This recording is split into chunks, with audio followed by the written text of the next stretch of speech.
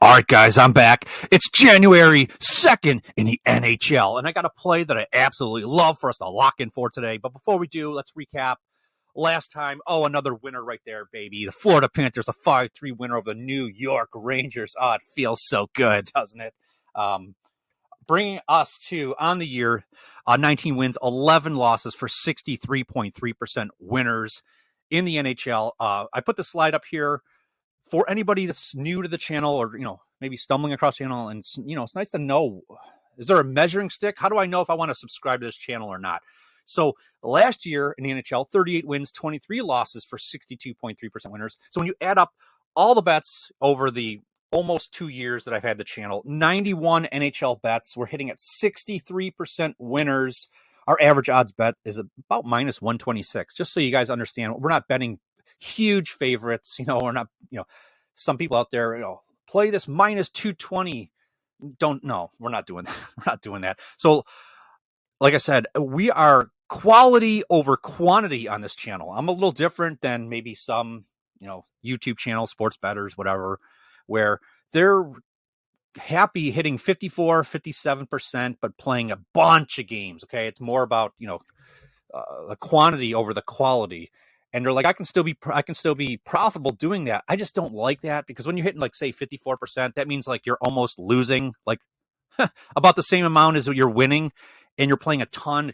I don't like that. When I have a play, I feel like it's going to win. I know it can't win every single one of them, but I only bring forward the best of the best to try to have more control over, the profitability. The bottom line is, when I started this channel, the last thing I want to do is, I'm thinking like, oh man, like, I feel a personal responsibility to make sure in every possible way that when someone comes across the channel, and if they follow along with me, I'm going to put you guys in the best position. You guys are going to be, I don't want to leave anybody worse off after they've met me than before they met me. So the bottom line is, I need to win.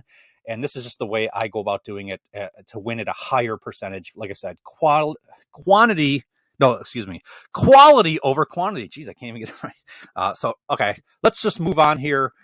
If this sounds good to you, really quick, before we get to the play, I got the tip jar here. I know everybody hates tipping. We're in such a disgusting tip culture in our society, where everybody wants a tip for everything. Well, I don't want any money. All I want you to do is do something very inexpensive. It doesn't cost you anything, actually. Just hit that subscribe button, hit the like button, and maybe, just maybe, put something in the comment section. I love to read this stuff, and I love anybody that's a new subscriber to introduce themselves.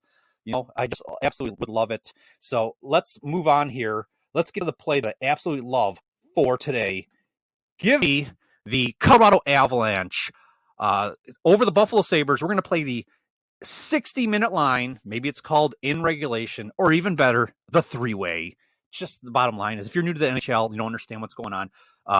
They call it different things at different books. Just the Colorado Avalanche has to win in regulation, meaning doesn't go to overtime or a shootout. You get the odds are at minus 125 at FanDuel.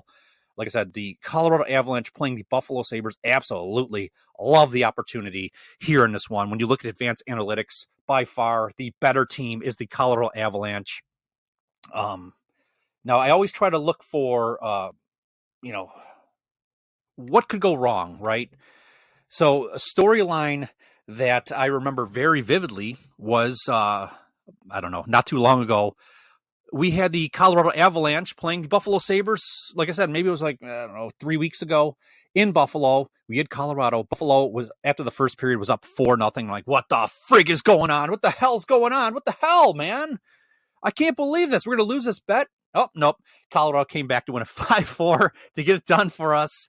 But what I'm trying to say is, it was an embarrassing loss by the Buffalo Sabres. It was very early on. I think it was that third game or fourth in what turned out to be a 13-game losing streak, the worst losing streak of the season by any team in the NHL.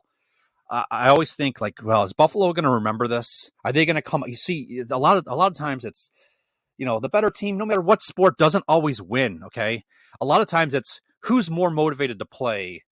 And well, is Buffalo going to be a little more motivated, or has this been long enough out that they're not going to really think about this? I think it's okay. I don't think it's going to play a major thing because Buffalo has won 3 games since that 13-game losing streak.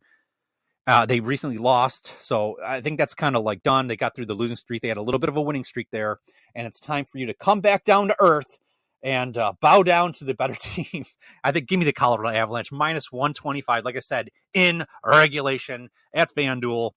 Let's get another winner. I absolutely love every single one of you, and if you are new to the channel or recently been here a little while, drop something in the comment section. Anybody drop something in the comments. Introduce yourself, or not introduce yourself. Just let me know you're here. I absolutely love every single one of you, and we'll leave it right there. And I'll just talk to you guys tomorrow.